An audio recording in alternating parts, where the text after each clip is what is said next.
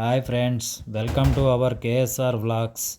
ఈరోజు నేను ఒక పురాతనమైన శివుని గుడి గురించి చెప్పబోతున్నాను. ఈ గుడి ఆంధ్రప్రదేశ్ రాష్ట్రం తిరుపతి జిల్లా ఏర్పేడు మండలంలో ఒక చిన్న గ్రామం. గుడిమల్లంలోని పరశురామేశ్వర స్వామి ఆలయం. ఇది తిరుపతికి ఆగ్నేయంగా 13 కిలోమీటర్ల దూరంలో ఉంది.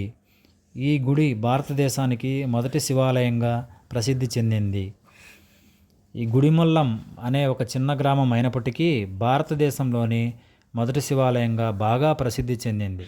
ఇది మహాశివుడికి అంకితం చేయబడిన ఆంధ్ర శాతవాహనుల కాలం నాటి పురాతన హిందూ దేవాలయం. ఈ ఆలయ ప్రాంగణంలో ఆనందవల్లీదేవి, శ్రీవల్లి దేవసేన సుబ్రహ్మణ్యేశ్వర స్వామి, సూర్యభగవానుడి ఆలయము, వినాయకుడి ఆలయము మొదలైనవి కొలువై ఉన్నాయి.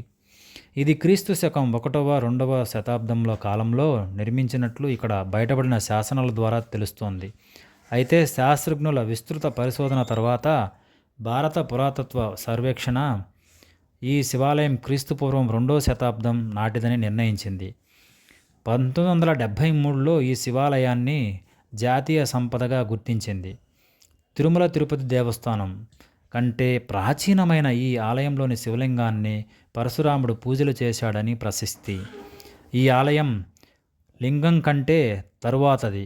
ప్రస్తుతం ఉన్న భవనం చోళ, విజయనగర రాజుల కాలం తరువాతది. అంటే శిల్పం ప్రతిష్ఠించిన తరువాత 1000 సంవత్సరాలకు గుడి నిర్మించినట్లు తెలుస్తోంది.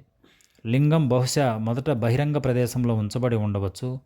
దీర్ఘచతురస్రాకార రాయి చుట్టూ ఉండి చెక్క నిర్మాణం లోపల ఉంది. ఈ ఆలయం 1954 నుండి భారత పురాతత్వ సర్వేక్షణ SSI చేత రక్షింపబడింది.